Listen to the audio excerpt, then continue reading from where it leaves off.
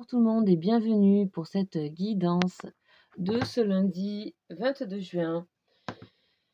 Et j'ai déjà préparé, en fait, j'ai déjà tiré la carte parce que j'ai eu un petit souci avec la vidéo. Donc voilà, ici, nous avons comme énergie principale avec le tarot des lettres hébraïques.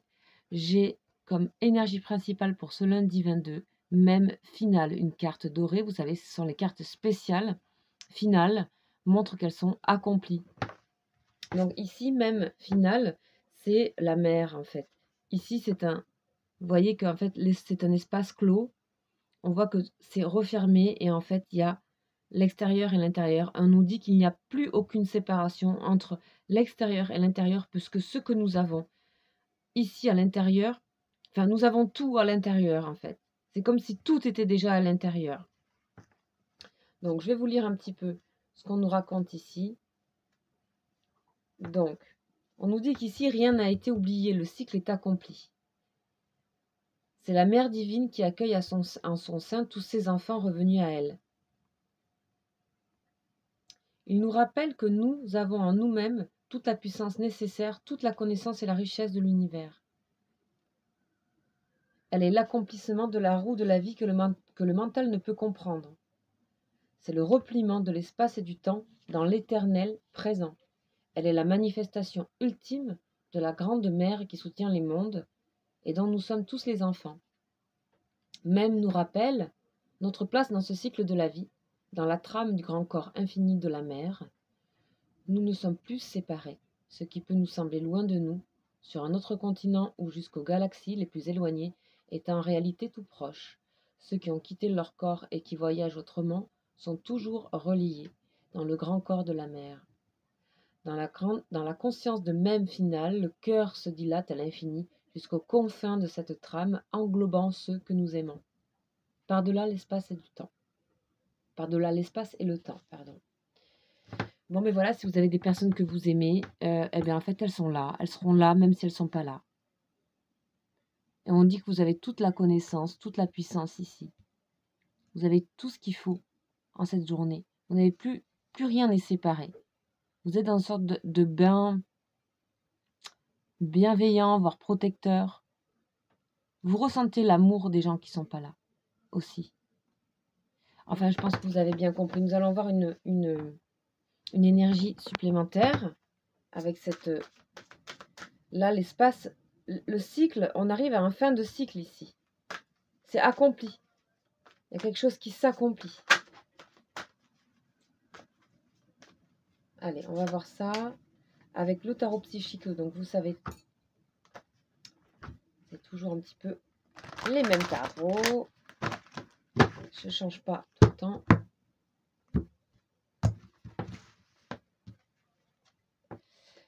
Waouh, récolte matérielle. Je crois qu'il y a quelque chose que dans cette journée, il y a une grande richesse qui va venir à vous. Quelque chose de très personnel à vous aussi. Hein, on est vraiment dans des choses très,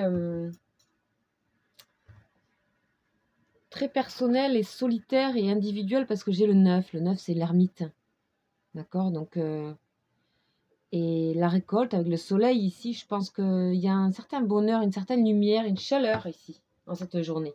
Une chaleur et pour certains, vous pouvez aussi peut-être soit avoir l'obtention d'un contrat, soit quelque chose, un travail, soit la fin d'un projet, le résultat d'un projet, enfin quelque chose qui... Et ça peut être lié à la relation sentimentale. Sachez que moi, je ne dissocie pas vraiment les énergies sentimentales de les énergies tout court. J'en fais une à part, mais je ne souhaite pas les dissocier. Si pour certains qui me demandent, je ne souhaite pas les dissocier, je trouve que ce n'est pas le plus juste. Je pense qu'il faut voir une globalité pour comprendre ce qui se passe au niveau du cœur, les amis. Voilà, donc nous allons continuer. Bien sûr, ça s'applique à des relations et nous irons faire un petit point dessus après. Allez, c'est parti avec le tarot de Marseille.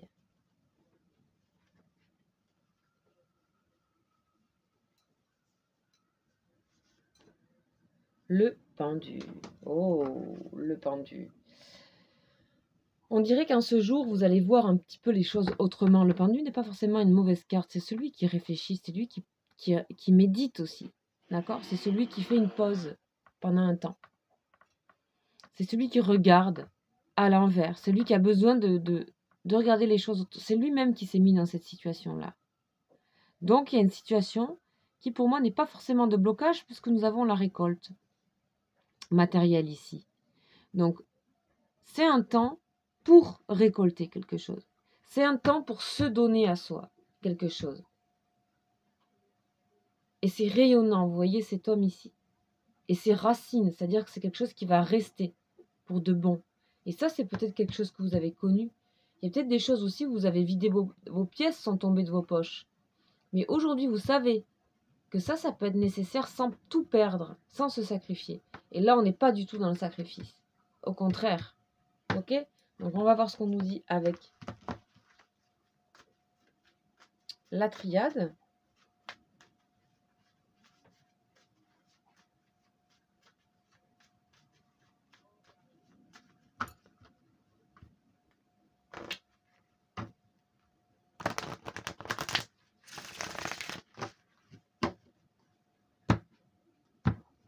Allez.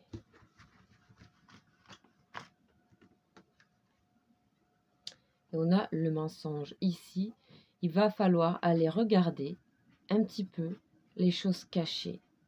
Et ce que vous avez de caché, c'est bien plus beau que ce que vous pensez ici. Ok? Ici, il y a des choses où vous devez sortir d'une certaine illusion. Vous avez déjà tout ce qu'il faut pour réaliser ce que vous voulez. Donc, il faut arrêter de se mettre dans des situations de sacrifice ici. Certes, c'est nécessaire pour méditer, pour regarder, mais ici, on nous dit attention, c'est une illusion de se mettre dans ces positions pour du sacrifice. C'est pas de cette façon-là que vous allez récolter les choses, que ce soit dans une relation, que ce soit dans votre professionnel. On vous dit de faire attention à ça. Ici, en soi, c'est magnifique dans le sens où ça vous révèle, ici, cette carte de même, où tout est à l'intérieur.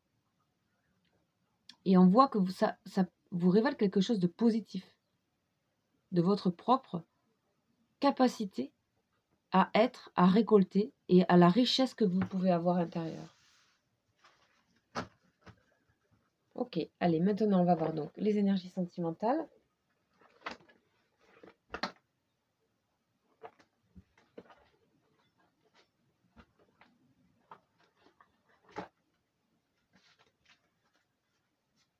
Avec les anges de l'amour.